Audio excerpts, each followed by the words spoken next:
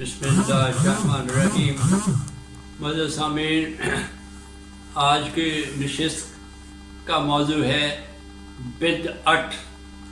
بدعت بھی زبان زد عام ایک اسلامی معاشروں میں اصطلاح ہے کہ بات بات پہ بدعت شرک کے بعد اگر سب سے زیادہ اصطلاح استعمال ہوتی ہے تو بدعت کی بدعت شرک۔ تو آج ہم بدعت کے موضوع پہ بات کریں گے۔ پہلے بھی گزارش کی تھی کہ ہر امر کو، کسی بھی پہلو کو کی واضح تعریف حاصل کرنے کے لیے پہلا ہمارا حق ہے کہ قرآن سے اسے اخذ کریں۔ اگر قرآن سے ہمیں اخذ کرنے میں کامیابی نہیں ہوئی تو پھر حیات طیبہ سے اسے اخذ کیا جائے، کیونکہ حیات طیبہ اللہ کی ذات کا معیار معرفت ہے، خوشنودی توحید کا معیار ہے حیات طیبہ صلی اللہ علیہ وسلم۔ تو بدعت کا نظریہ بھی ملوکیت نے اپنے نظریاتی مخالفوں کو ذلیل و رسوا کرنے کے لیے گھڑا اور بات بات پہ ہر عمل کو بدعت قرار دیا، اور بالخصوص اپنے نظریاتی مخالفوں کے عقائد و نظریات کو کنڈیم کرنے کے لیے، ان کی مذمت کرنے کے لیے جہاں شرک کا لفظ الزام لگایا تھا، شرک کے بعد اگر الزام لگا ہے تو بدعت کا لگا۔ اب آپ ہر پہلو میں جو ٹسل تھی بنو امیہ اور بنو ہاشم کے مابین، اسے مد نظر رکھتے ہوئے اسلام پہ بھی ایک غور و خوض کرنا چاہیے، ایک نظر دوڑانی چاہیے۔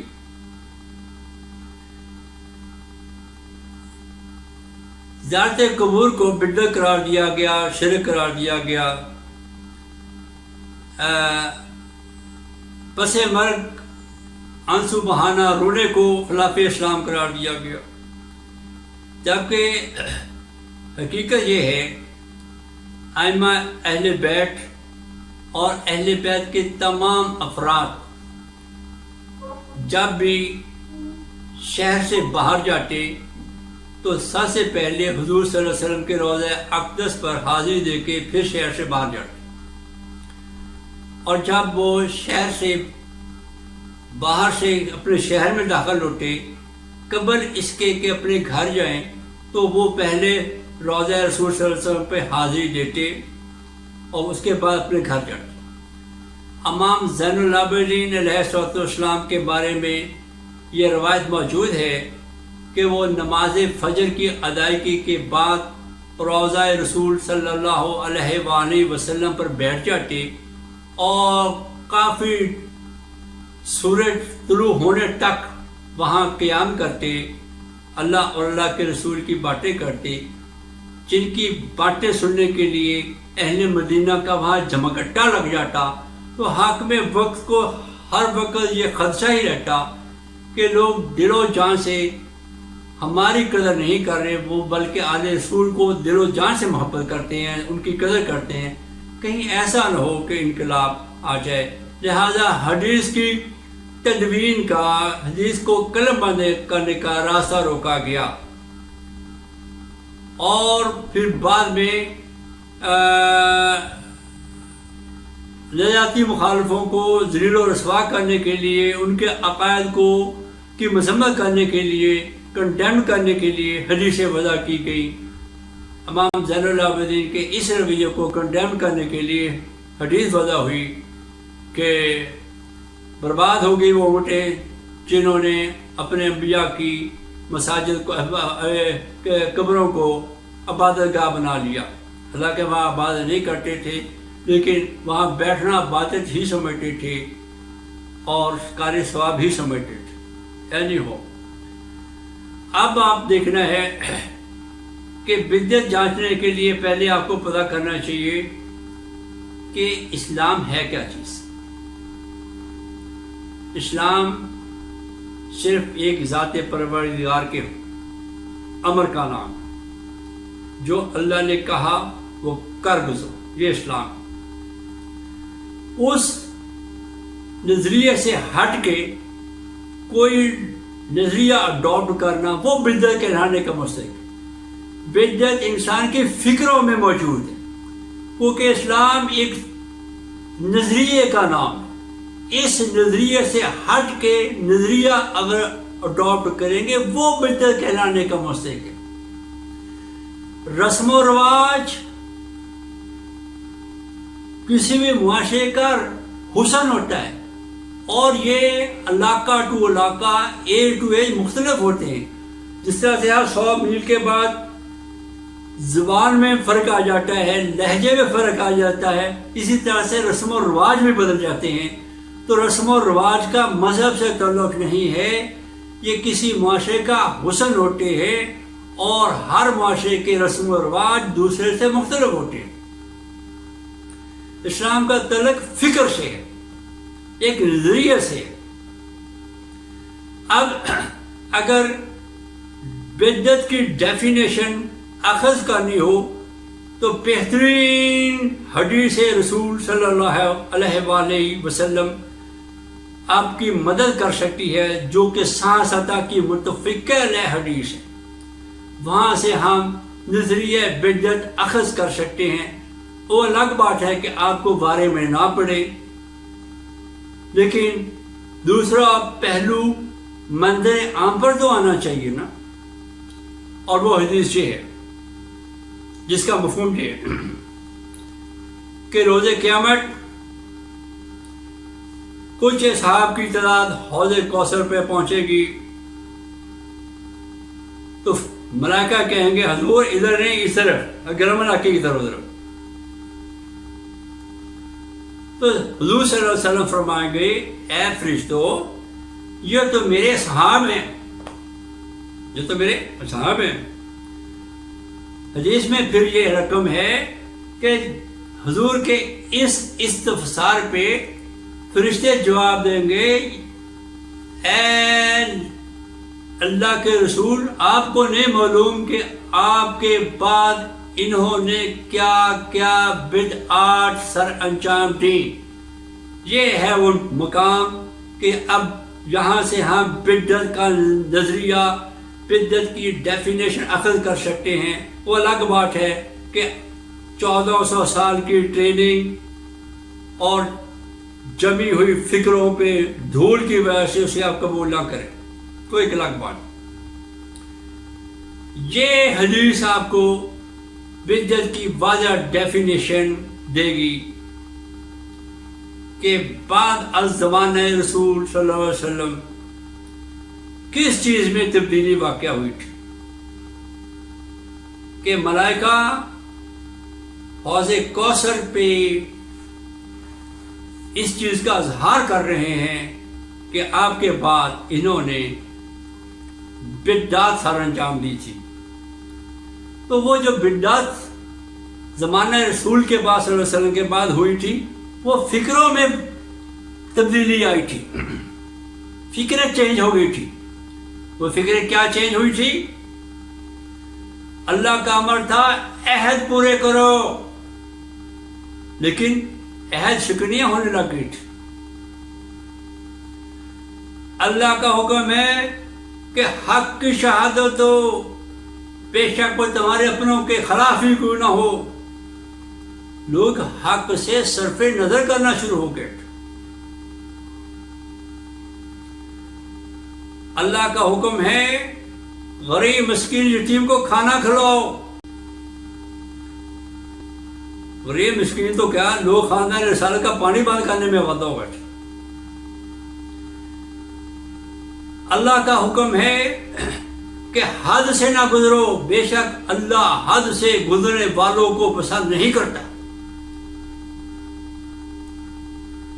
لیکن ہم نے حد سے تجاوز کیا۔ تو سر دست یہ وہ فکری تبدیلیاں ہیں کہ جو حضور نے متعارف نہیں کروائی تھی، اللہ کو یہ مطلوب نہیں تھی، لیکن ہم نے اڈاپٹ کر لی۔ اگر یہاں سے بدعت کا نظریہ اڈاپٹ کیا جائے تو معاشرہ درست ہو سکتا ہے.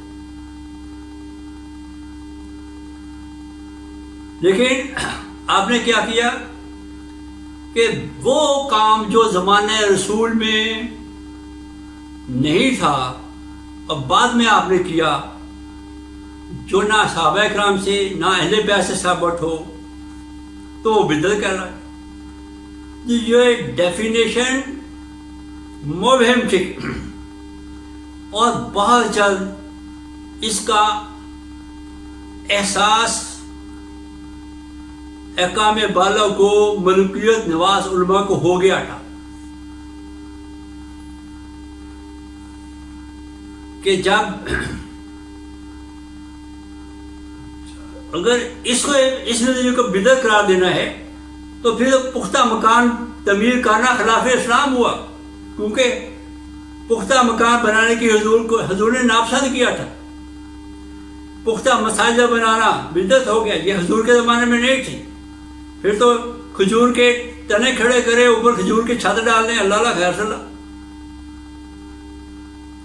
پھر تو سڑکیں بدعت ہو گئی، اس زمانے میں نہیں تھی. لیکن جب انہیں احساس ہوا، انہوں نے یہ کیا کہ فقہ کا اجرا کر لیا. ابھی تدوین حدیث نہیں ہوئی تھی، امر رسول کو قلم بند نہ کیا گیا تھا کہ فقہ کا اجرا کر دیا گیا بنو عباس کے دور میں. فقہ کا وجود نہ خلفائے راشدین کے دور میں تھا، نہ بنو امیہ کے دور میں تھا. اس کی بنیاد بنو عباس نے رکھی.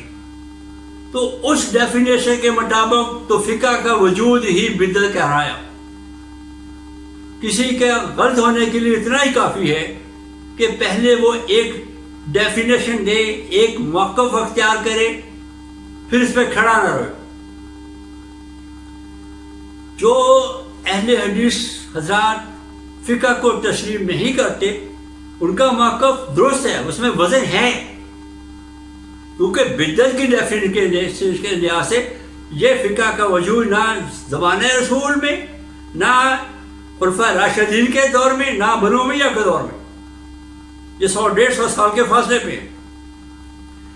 لیکن جب ملوکیت کو یہ احساس ہوا کہ ڈیفینیشن غلط ہو گئی ہے، پھر انہوں نے کہا کہ جو ہم اقدام کریں جو زمانہ رسول میں نہ ہو وہ بدعت حسنہ ہے ماشاءاللہ. یعنی کہ ہم بضد ہیں اپنی بات کو دین منوانے کے لیے، اور جو ہمارا نظریاتی مخالف کرے وہ بدعت ہے، وہ شرک ہے، وہ کفر ہے. اب آپ دیکھیں، حضور صلی اللہ علیہ وسلم کے خد و خال کی نقالی کرنا، یہ آپ کا ذوق ہے، شوق ہے، یہ بہت ہی اچھی بات ہے. اس حدیث میں بھی یہ واضح ہوتے ہیں کہ ڈسٹنگوش پیدا ہو جاتا ہے دوسری اقوام سے. لیکن آپ کے خد و خال، حضور کی داڑھی کتنی تھی، آپ کے گھٹنوں سے شلوار یا تیمم کتنا اونچا تھا، کون سا قدم پہلے رکھتے تھے، سرما کون سا پہنتے تھے، کہاں ڈالتے تھے، کتنا ڈالتے تھے، زلفیں کتنی تھی، اسے معاشرے کو کوئی طرف نہیں جب تک کہ فکر رسول نہ. فکر رسول صلی اللہ علیہ وسلم آپ کے پاس ہے تو آپ کا حق ہے کہ آپ حضور کی افعال کی، ان کے خد و خال کی نقالی کریں. اگر فکر رسول سے ہے ہی نہیں تو ایویں داڑھی کا سائز، زلفیں، شلوار کا گھٹنوں سے اوپر، وہ زیادتی ہے، اسلام کے ساتھ زیادتی. ہمارا بات کرنے کا یہ مقصد ہے کہ آپ نے شوق کو تسلیم نہیں کیا. شوق، آپ کی پسند، آپ کا ذوق اللہ کی بارگاہ میں قابل قبول ہے، لیکن یہ حتمی نہیں ہے. حتمی فضیلت اللہ کے امر کو ہے. اللہ نے کہا تھا درگزر کرو، آپ نے انتقام میں لیا. اللہ نے کہا تھا کہ انسان کا ناحق قتل انسانیت کا قتل ہے. ہماری ہسٹری قطار سے بھری پڑی. مسلمانوں کو یہود و نصارہ نے اتنا قتل نہیں کیا جتنا مسلمانوں نے مسلمانوں کا کیا.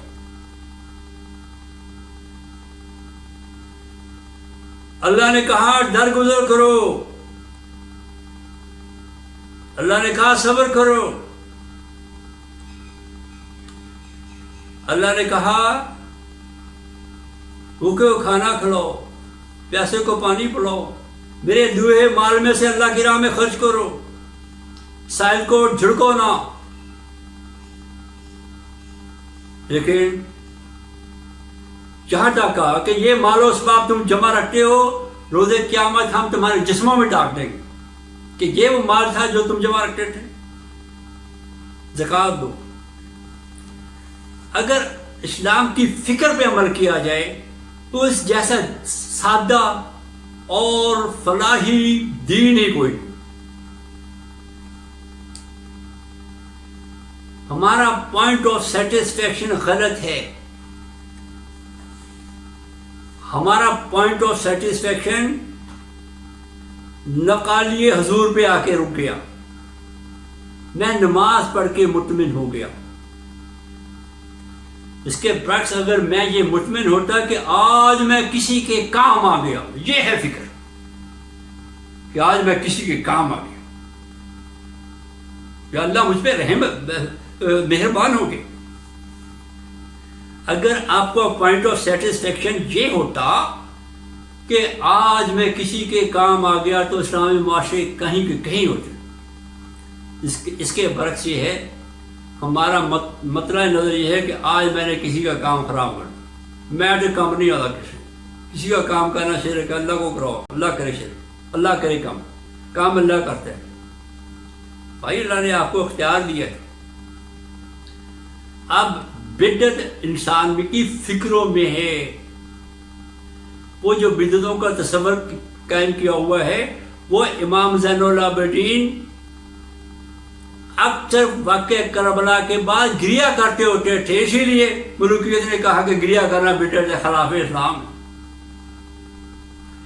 ایون کہ سائنسی علوم یہ ہم نے یونان سے لیے تھے اور اس کی بنیاد کو مضبوطی فراہم کی تھی مسلمان سائنسدانوں نے. آپ نے ان مسلمان سائنسدانوں کو قتل کر دیا اور ان علوم کو علوم باطلہ قرار دے دیا, بدعت قرار دیا کہ صحابہ سے شامل نہیں ہے, حضور کے دور میں شامل نہیں ہے, صحابہ کرام کے دور میں شامل نہیں, جس کا خمیازہ آج تک امت مسلمہ بھگت رہی ہے کہ ہم سائنس اور ٹیکنالوجی میں دوسری اقوام کے مقابلے میں پیچھے رہ گئے. آپ نے پرنٹنگ پریس تک کی مخالفت کی, یہ خلاف اسلام, کیونکہ بدعت کی ڈیفینیشن غلط کی تھی. آپ ان ایجادات میں اللہ کی شان کا ظہور ہے. سورہ رحمان میں اللہ کہتا ہے اللہ وہ ہے جس کے حل میں نئی شان ہے. تو رسم و رواج, آپ نے یہ کہا جی مہندی نہیں لگانی, سر نہیں باندھنی, یہ انڈیا کا کلچر. نکاح ایجاب و قبول کا نام ہے, وہاں دین ختم ہو گیا ایجاب و قبول کے بعد. اب یہ گھوڑی چڑھو بیل جہاز سے چلو, وہ آپ کی اسٹارٹ ہے.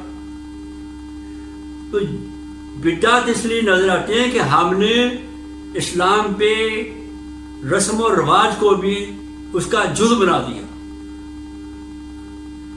اور اسلام پہ قانون سازی کا زیادہ بوجھ پڑ گیا, جبکہ اسلام فکر ذات پروردگار کی اتباع کا نام ہے. اللہ اور اللہ کے رسول کے نظریے کی اتباع, اس کی اطاعت کا نام اسلام ہے, اسے اڈاپٹ کرنے کا نام ہے. مثلا یہ جو جمہوریت ہے یہ بدعت ہے, سوشلزم بدعت ہے, کمیونزم بدعت ہے, کیونکہ یہ ایک نظریہ ہے, یہ اللہ اور اللہ کے رسول نے نہیں دیا. آپ کا کوئی فعل جب تک کسی کا بنیادی حق متاثر نہ کرے وہ آپ کا ذوق ہو سکتا ہے, وہ آپ کا شوق ہو سکتا ہے، وہ بدعت کے زمرے میں نہیں آتا۔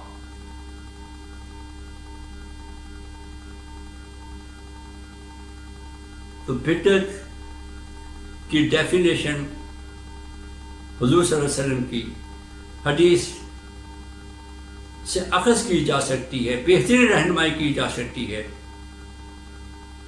کہ اللہ صحابہ اکرام کے درجات بلند کرے۔ حدیث میں بدعت کی ڈیفینیشن ماخوذ کرنے اور اخذ کرنے کی تدبیر موجود ہے کہ زمانہ رسول جو ہی ختم ہوا، فکریں بدل گئی تھی، عہد شکنیاں ہونے لگ گئی تھی، ناانصافیاں ہونے لگ گئی تھی، عدم برداشت ہو گئی تھی، بھائی چارہ ختم ہو گیا تھا، چار چار مسلے بچھا کے ایک دوسرے کے پیچھے نماز نہیں پڑھتے تھے۔ تو یہ ساری بدعت تھی۔ تو بدعت وہ ہے جو آپ کی فکر اللہ اور اللہ کی وضع کردہ فکر سے متصادم ہو جائے، وہ بدعت ہے۔ اس کے بعد آپ جو کریں، جہاں کریں، آپ کا ذاتی شوق، آپ کا پوائنٹ آف سیٹسفیکشن بھی ہو سکتا ہے۔ جب تک کہ انسانی معاشرے کا آپ کوئی بنیادی حق متاثر نہیں کرتے، انسان آزاد۔ وآخر دعوانا الحمدللہ رب العالمین۔